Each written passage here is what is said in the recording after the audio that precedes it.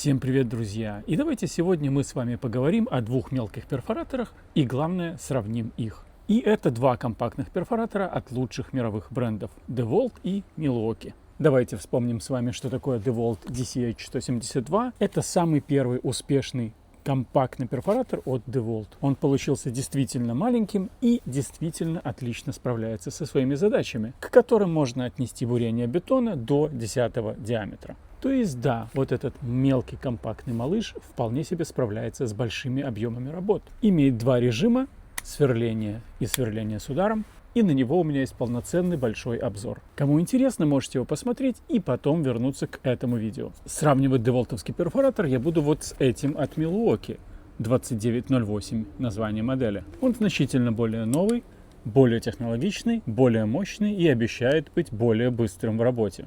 Имеет встроенную защиту от заклинивания. Это хорошо и современно. Имеет 3 точки света прямо в нужном месте. При работе с ручкой одна из них закрывается. У DeWalt свет тоже неплохой, но он идет снизу. Деволтовский перф у нас двухрежимник, милковский трехрежимник. Отдельно удар присутствует. Я бы, конечно, сильно на него не рассчитывал, так где-то что-то подбить. Не относитесь к нему даже как к легкому отбойнику. Ручка, как и у DeWalt, антивибрационная.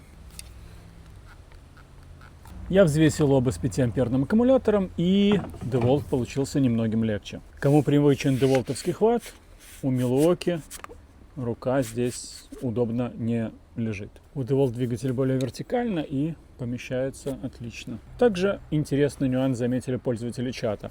Здесь, как видите, места также меньше для руки по сравнению с DeWalt. Рука в перчатке здесь войдет лучше. Я не купил пылесоса к этому перфоратору, а он есть. И пылеотсос в этом пылесосе реализован при помощи двигателя самого перфоратора. Ну, то есть системы его охлаждения. Вот здесь у вас вход воздуха, вот здесь выход. Я не думаю, что будет значительной проблемой попадания сюда пыли, потому что воздушные потоки организованы так, что немножечко отсекают движение воздуха. То есть вот я ощущаю воздух где-то здесь. Хотя в целом, почему бы ему туда не залетать?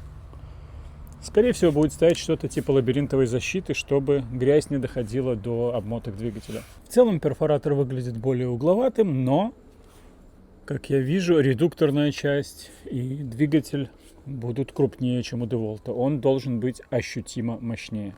Тестировать оба перфоратора я буду на бетонных блоках. И вот с такими бурами. Это примерно десятки. 4-точечные. Интересный нюанс. У Milwaukee, видите, как патрон реализован? Он очень коротенький в этой части. И в закрытом состоянии бур выходит, показывая свои направляющие, куда может попадать больше грязи, продуктов бурения и так далее. У DeWalt патрон ощущается более плотным, и если сильно вытянуть, то вот так вот мы можем видеть направляющую. Разница ощутимая. Ну что ж, друзья, давайте перейдем к тесту. При бурении ощущается, что Milwaukee имеет некоторый запас по мощности, и обороты у нее немного резвее. В обоих случаях пытаюсь давить одинаково, то есть не сильно, и результат вы видите.